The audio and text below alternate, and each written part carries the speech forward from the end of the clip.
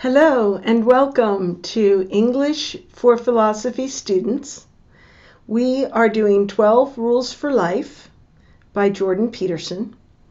We are in the third lesson of rule number 5, and this is overall lesson 34 in the book. It's been several weeks since we recorded because of the holidays, Christmas 2019. And I hope you had a good holiday. I had a bad holiday. I was sick. I had the flu for 2 weeks. And after that, I had another 10 days of some other sickness that I don't know what it was, but it gave me headaches and nausea. So I've been sick. Also, I moved in to Tiffany and Pedro's house over the holidays, well, just this week. So now I am living in 2 houses. Half the time at her house with a suitcase, and then I also have most of my stuff at my old house. So life is crazy. But I'm very glad to get back to these classes because I love them. So let us review what we saw in lessons number 1 and 2 of rule number 5.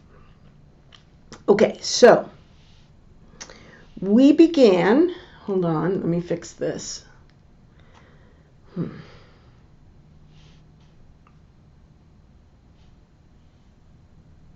Well, actually, I think I'll keep it small at first so that I can go through quickly.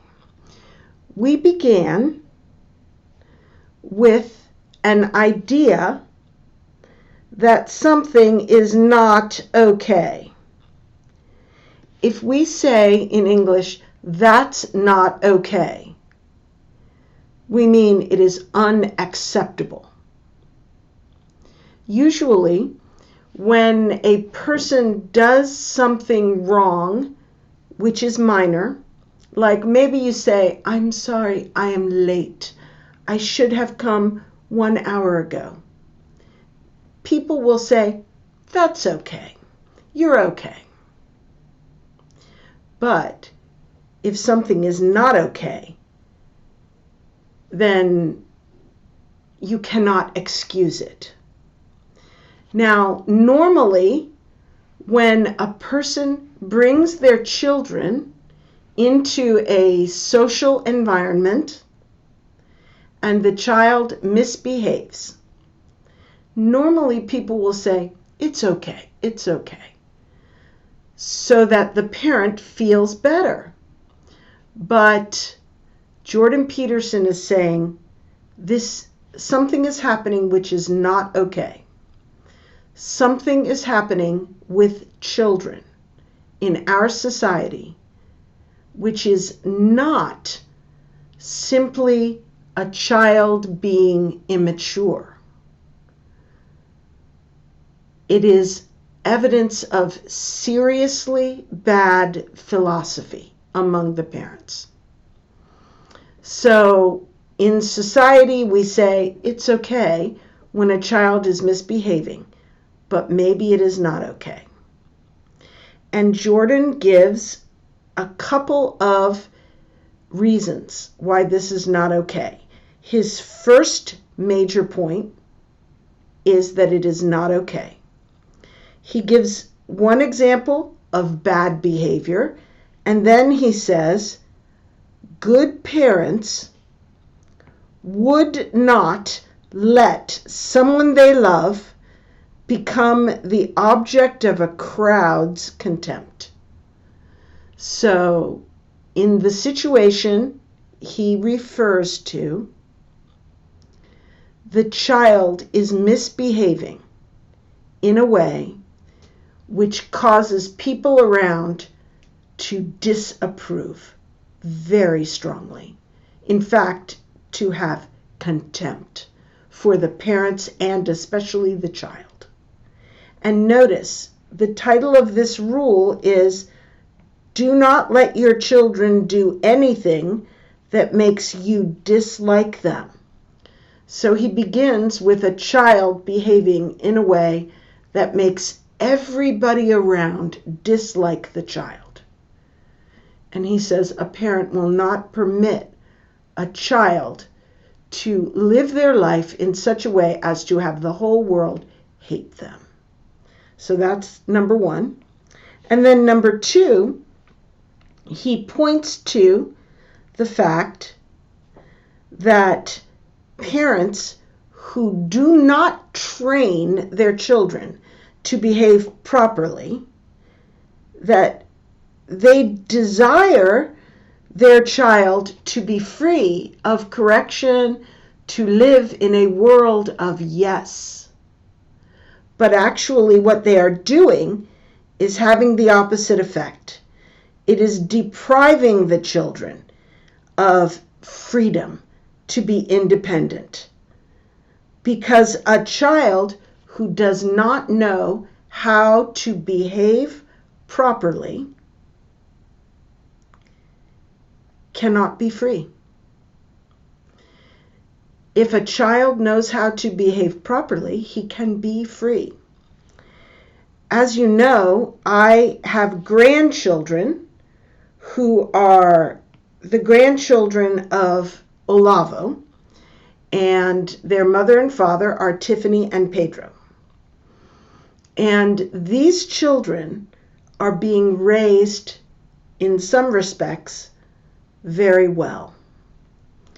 And when we take these children out to the store, these children walk next to their mother with their hands behind their back, and they are free to look at anything they want. They can even walk a little bit farther away to look at something because their hands are behind their back, and everybody knows they will not touch.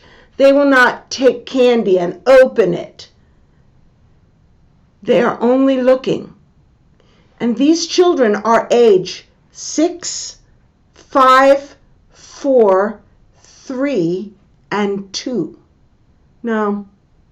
6, 5, 4, 2. And then they have a baby. Even the 2-year-old walks with her hands behind her back in the store. I myself teach the children that they must behave. This is the words I use, if I can make this work. Just a minute. I tell the children they must behave with,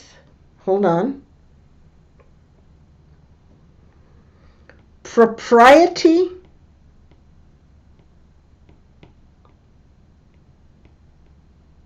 and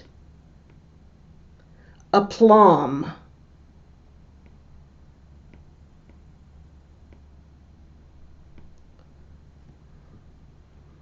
Now, many adults don't know the meaning of the word aplomb, but Olavo's grandchildren know that propriety means they must behave in a correct manner. They must do what is right in the situation. And aplomb means they do it with courtesy and good style and form, good form. So they are not only correct, they are also charming. And they are amazing, really. So we teach them how to behave with propriety and aplomb in every situation before we arrive at a destination. We speak to the children and we explain what is expected of a good child in this situation. For example, we are visiting a friend who has children. Well, propriety is to walk into the house, to greet the hostess, to say hello, to wait for the hostess to show the children the toys and tell the children what to do, and not to touch anything except what the hostess provides to play with, and not to ask for food, and not to just run in and jump on the furniture, nothing like that. Simply walk in, greet and wait, and also trust mother. If the hostess does not show you what to do, mother will ask, "Where shall the children play?" And then the hostess will give instructions, and mother will take the child and show them what to do. So this is propriety. Aplomb is to walk in and present your hand to shake hands. "How do you do, Mrs. Smith?" "This is a lovely house, Mrs. Smith." "Thank you for inviting me, Mrs. Smith." And then when it's time to leave, they may say, "Thank you for inviting me, Mrs. Smith. I had a wonderful time. Next time we will invite you and your children to play with us." Or maybe they will say, "Thank you, Mrs. Smith, for the cookies you gave us. They were terrific. We had a great time." Something like this. This is aplomb. This is courtesy. This is excellence. We teach them how to do this, and then the world smiles on them and says, "What remarkable children they are." They're not remarkable. Any child can do this. This is training. Okay, so on the other hand, if you do not want to instruct your children and correct them and require that they exercise self-control, what you are doing is you are condemning your child to have no freedom, because your child will be a menace. I had a nephew, my mother-in-law adopted a refugee from Vietnam, and that boy grew up and had children, and his children were not well trained. And when they came, nobody wanted the children in their house. But if they came to visit, the children were destroying things. We would find one of the children trying to kill the goldfish in the goldfish bowl, or going through the jewelry box and throwing jewelry around, or going through someone's purse, or breaking toys. Those children were not welcome, but if they came, they had to be watched. They had no freedom. So, it is not okay to allow children to grow up unsocialized, untrained. And people do it because they have a misguided desire for the child to develop naturally. But there is nothing natural about good behavior in a child. Children must be trained. Then there was a bunch of stuff talking about why people genetically might do this. And then we'll go all the way down to the end of our last lesson, where the question was raised: whose fault is it that children are not socialized properly? Is it a bad child, or is it a bad parent? Or So another way to look at it is it nature or is it society? Nature or nurture? First, he came on the question that the fault is with either the parent or society. Beginning with the parent, he said, it is naively romantic to say that the entire problem is with the parent, because there is such a thing as a difficult child or a bad child. And then he moved on to say that it is dangerous to uncritically lay the blame at society's feet and say, it's because of society that we have untrained children.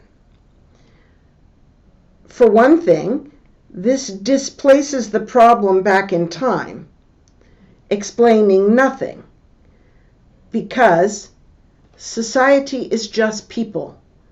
If the people are bad now, why are they bad? Because society, their parents were bad. And their parents, it goes back and back, but it doesn't explain where the problem originated. Also, it solves no problems. If society is the problem, what can you do? If society is corrupt but not the individual people, then where did the corruption originate? And how is it propagated? So this is an ideological theory. Now we will begin today's lesson right here. So I'm going to write here, lesson 3. Okay. Even more problematic than this, blaming society, blaming the parents, is the insistence, logically stemming from this presumption of social corruption, that all individual problems, no matter how rare, must be solved by cultural restructuring. Hold on, cultural restructuring, no matter how radical. Our society faces the increasing call to deconstruct its stabilizing traditions, to include smaller and smaller numbers of people who do not or will not fit into categories upon which even our perceptions are based. This is not a good thing. Each person's private trouble cannot be solved by a social revolution, because revolutions are destabilizing and dangerous. We have learned to live together and organize our complex societies slowly and incrementally over vast stretches of time, and we do not understand with sufficient exactitude why what we are doing works. Thus, altering our ways of social being carelessly in the name of some ideological shibboleth, diversity springs to mind, is likely to produce far more trouble than good, given the suffering that even small revolutions generally produce. Okay, let's look at this more closely. This is quite political, what he is saying now. It's political. Okay. Even more problematic is the insistence, logically stemming from this presumption of social corruption, that all individual problems must be solved by cultural restructuring. Okay. First of all, it's problematic means it's worse. The idea that the problems of children being raised badly is society, that idea is bad. But worse is the idea that we must fix it by revolution, by social restructuring. That means revolution. Okay? Even more problematic is the insistence. Okay, insistence implies a very strong commitment to an idea. Where your mind is not open, you are going to go with that idea. So the insistence that we must have a revolution in order to solve this problem. If you are insisting on that, you may even go to the level of physical force, which we have in the United States. We have leftists who go to the streets and attack conservatives. They insist upon revolution to solve certain problems. Okay?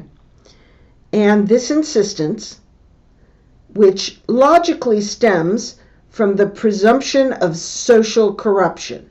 So up here, we have the idea of social corruption. Okay, society is corrupt.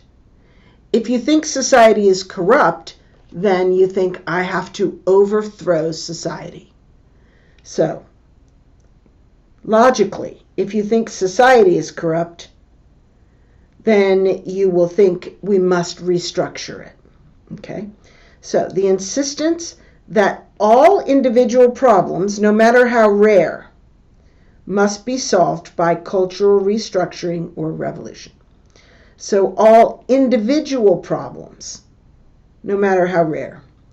An example of an individual problem. Maybe I think I am a man in a woman's body. I'm transgender. I think everybody in the world should call me Mr. Noise.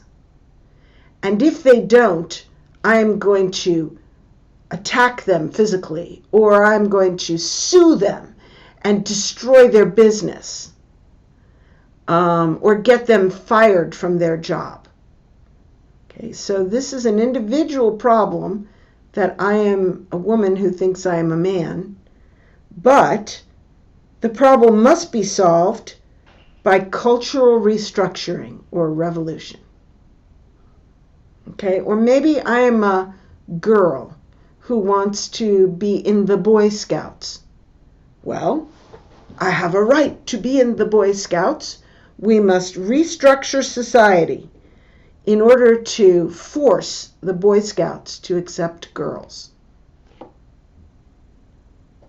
So that's the idea. So this is considered problematic by Jordan Peterson. He says, cultural restructuring, no matter how radical, and that would be including revolution. Our society faces the increasing call to deconstruct its stabilizing traditions.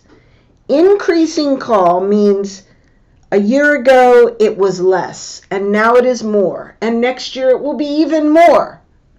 The call, the insistence that we must have social revolution. Okay? Increasing call to deconstruct the stabilizing traditions. Deconstruct means to dismantle, take them apart, and maybe put them back together differently.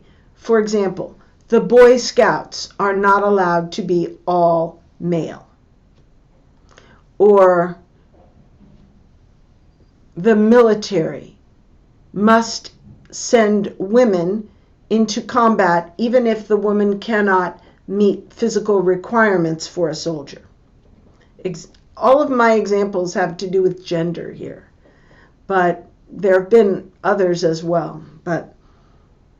Another stabilizing tradition in America was Protestant Christianity. The public schools taught Protestant Christianity, including the Ten Commandments and the Golden Rule, and that was deconstructed within the last 40 years, and now our public schools are secular, humanist, and atheist, and they pretty much teach that religion is bad. So there's a stabilizing tradition deconstructed. So our society faces the increasing call to deconstruct its stabilizing traditions to include smaller and smaller numbers of people who do not or will not fit into the categories which even our perceptions are based upon. Okay, so there is a girl who wants to wrestle with boys on the wrestling team. There is a very small number of girls who want to do this because it's dangerous and fruitless. But one girl wants to do it. So, this is a very small number of people who do not or will not fit into categories. Do not fit suggests it's not their choice. Will not fit suggests it is their choice. If you say do not or will not, you are saying maybe some of these people they don't fit through no fault of their own, but maybe some of them are choosing to do this. So, for example, in gender, you have people who have genetically ambiguous DNA. For example, XXY, or, multiple XXX and a Y. And maybe they have genitalia that are indeterminate. These people do not fit the category of male-female perfectly. But you have many more people who are genetically either male or female who are personally insisting that they don't fit a binary male-female gender paradigm. So, smaller and smaller numbers of people who do not or will not fit into the categories upon which even our perceptions are based.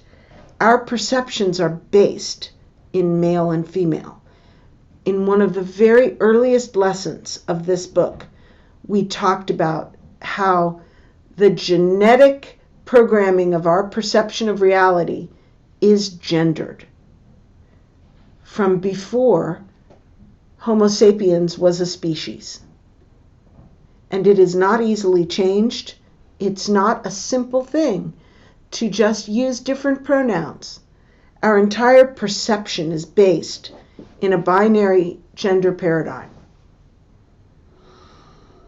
Okay, so this is not a good thing. What is not a good thing? To deconstruct our stabilizing traditions to include smaller and smaller numbers of people who do not or will not fit the categories. It's not good. Each person's private trouble. Remember, in the beginning of this paragraph, we talked about personal problems. Individual problems. Right here. Individual problems. Personal problems. My personal problems. Each person's private trouble cannot be solved by a social revolution, because revolutions are destabilizing and dangerous. Destabilizing to society. And society is the stability of society is for the greatest good of the greatest number of people. And if you take apart society, you are damaging and hurting the vast majority of human beings, including the small number of activists who you're trying to pacify. Nobody wins when society is destabilized. We have learned to live together and organize our complex societies slowly and incrementally over vast stretches of time. So, society as we know it today has evolved over millions of years, according to Jordan.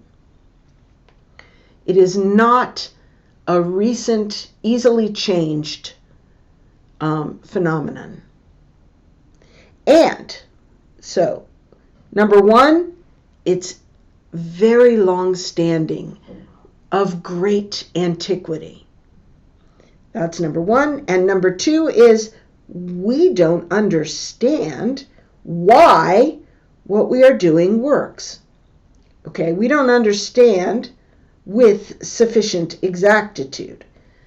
So we understand a little bit why some of our societal norms are good, but we do not understand the system sufficiently to be able to change it. We will have unintended bad consequences. This happened with the communist revolutions everywhere they were tried in the 20th century. The communists deconstructed society and reconstructed it along communist ideological patterns, and they caused starvation, they caused killing of millions of people intentionally. They caused basically hell in wherever they were tried.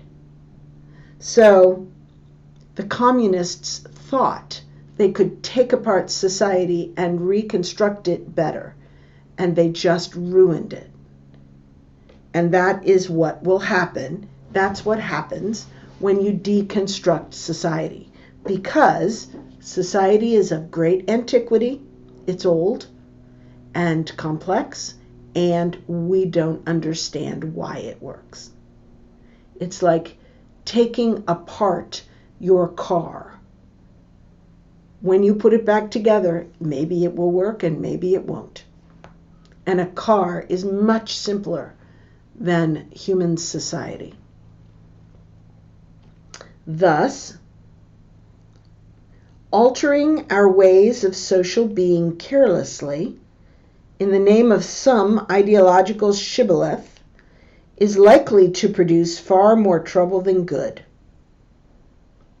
Okay, so thus means in consequence of all of this, we understand that altering or changing our ways of social being, so our ways of relating socially, altering or changing it carelessly, in the name of an ideological shibboleth, this is like a sacred cow, some idea that we think is great, like diversity. We need more diversity, so let's deconstruct society and reconstruct it differently. So, altering our ways of social being carelessly in the name of some ideology is likely to produce more trouble than good, given the suffering that even small revolutions generally produce. So given meaning when you understand that small revolutions produce a lot of suffering. Here comes an example.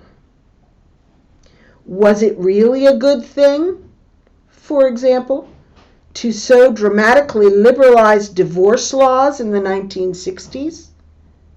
It's not clear to me that the children whose lives were destabilized by the hypothetical freedom this attempt at liberation introduced would say so.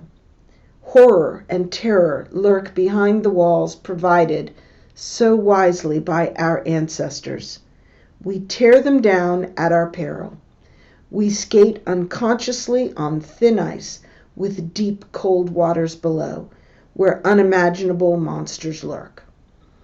Okay, so this paragraph is an example to prove the rule of this paragraph. In the 1960s, divorce laws, at least in the United States, were liberalized.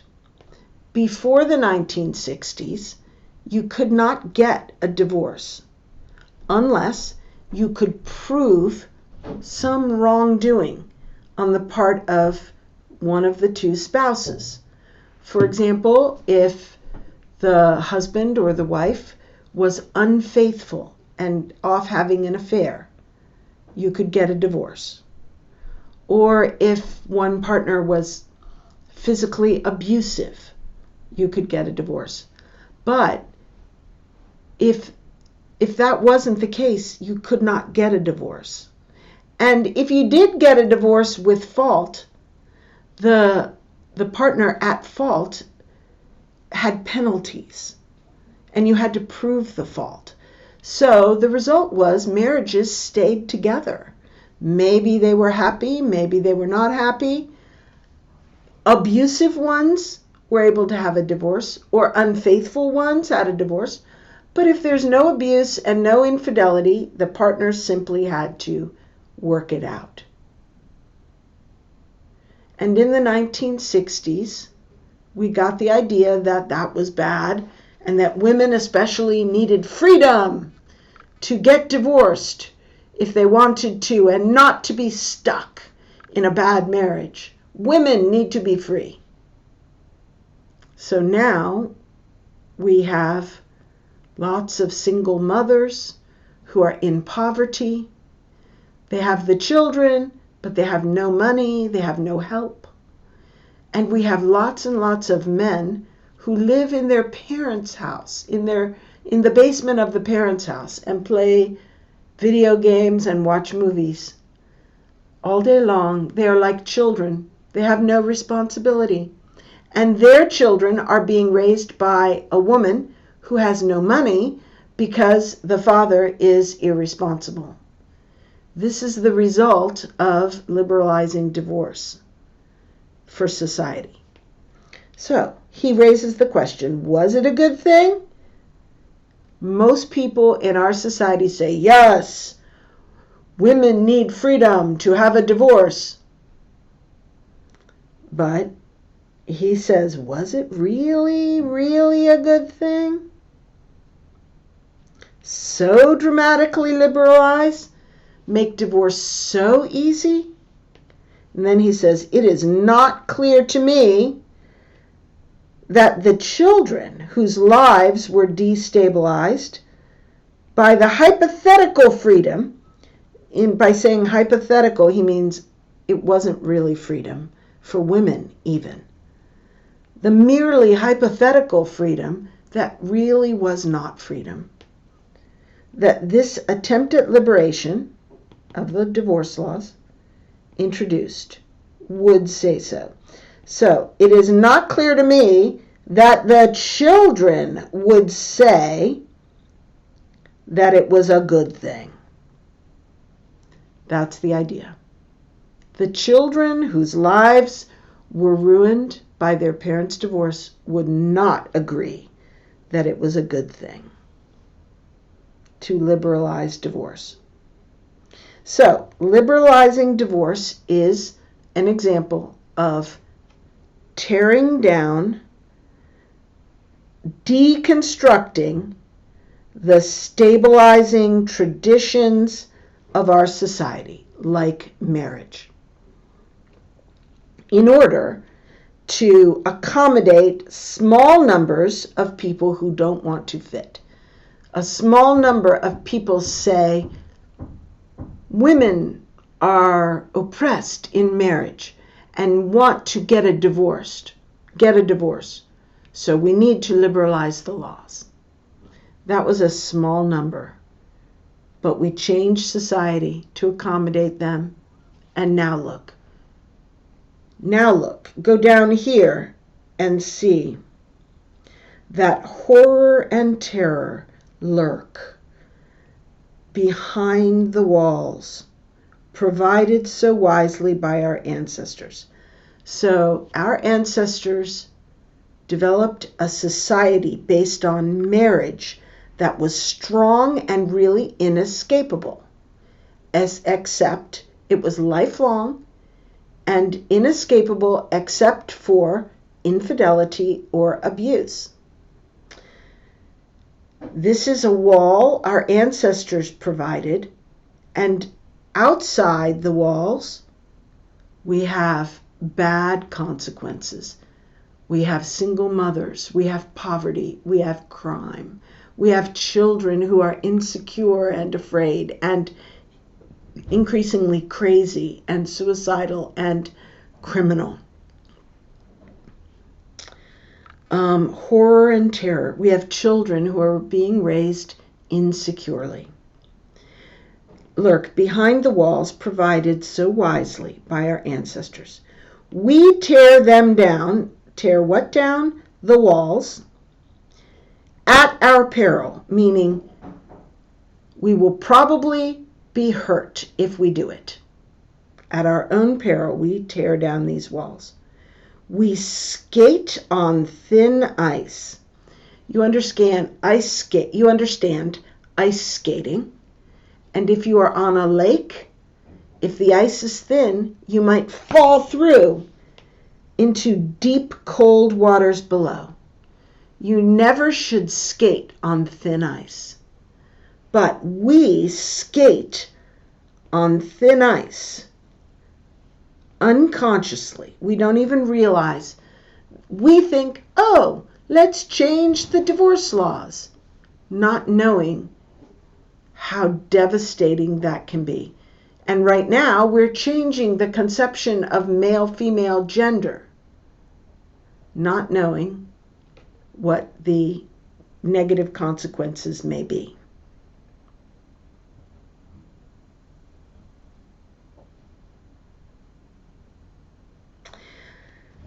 Okay, so all of this is an example to explain this. The idea that tearing down society's stabilizing traditions is bad and dangerous. We'll move on a little bit more. Let me see how long this next paragraph is.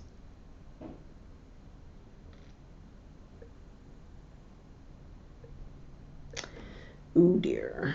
There we go. Alrighty. I see today's parents as terrified by their children, not least because they have been deemed the proximal agents of this hypothetical social tyranny, and simultaneously denied credit for their role as benevolent and necessary agents of discipline, order, and conventionality.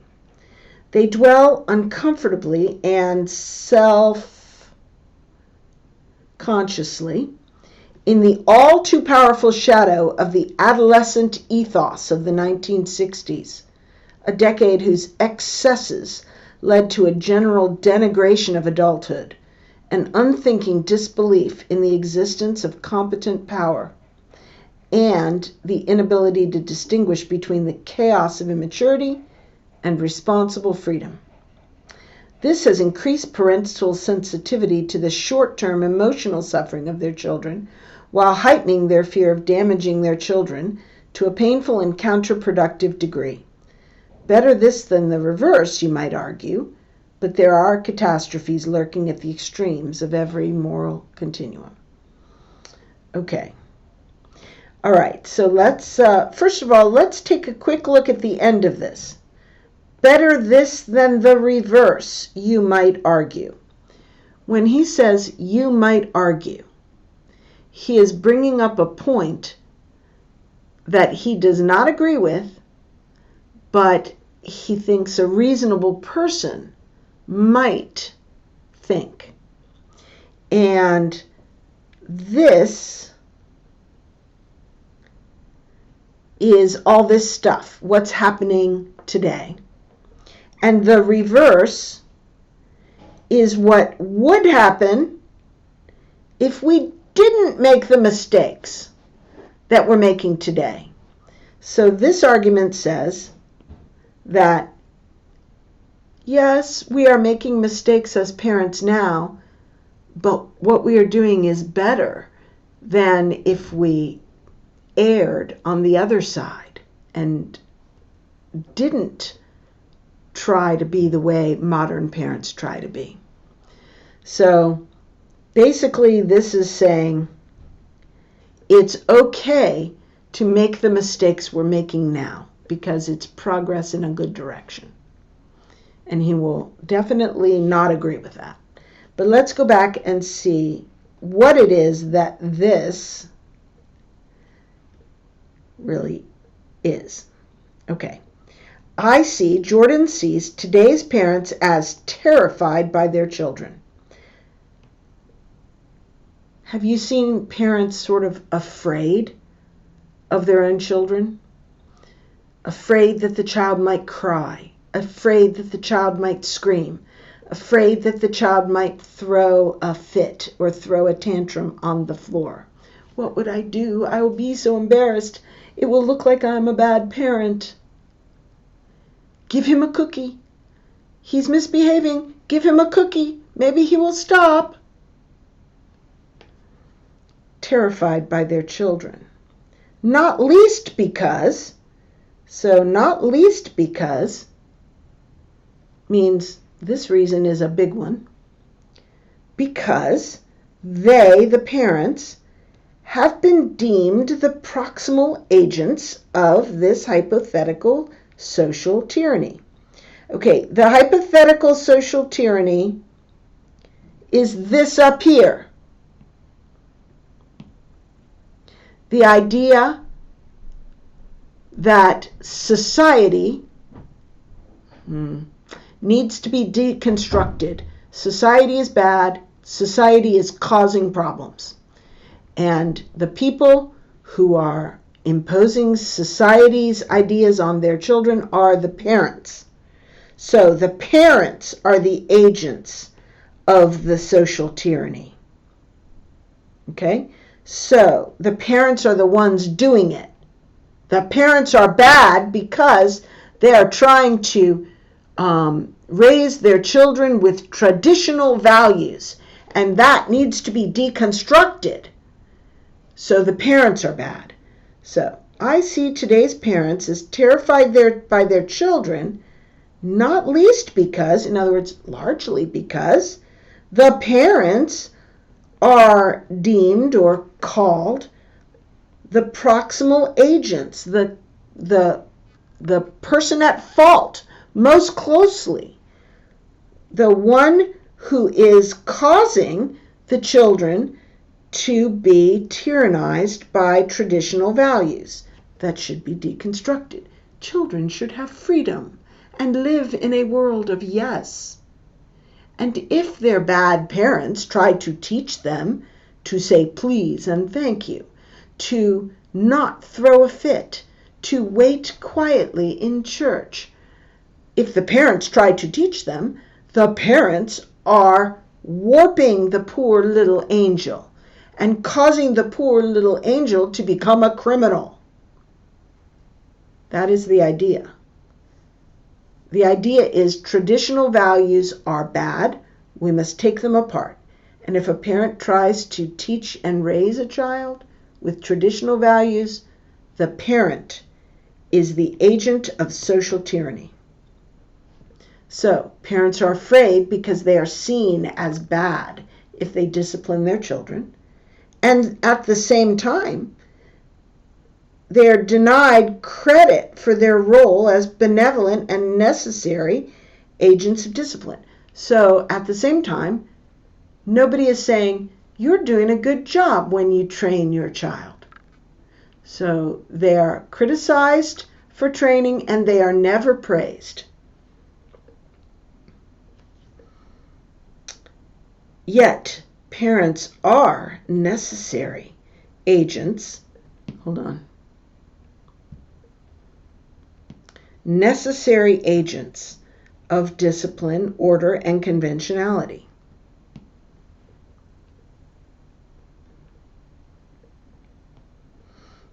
These are not values in our day. Order, conventionality, no way. Everybody wants their child to be unique. not conventional, which means correct. Like I said at the beginning, behave with propriety and aplomb. They would not say that is good. They would say the child should behave in an unusual and individualistic way. But I disagree. I go for order and conventionality. They, meaning parents, dwell uncomfortably and self-consciously in the all too powerful shadow of the adolescent ethos of the 1960s. So the parents today, the values of the 1960s are the tyrants of today. We are not allowed to disagree and say the 60s was bad.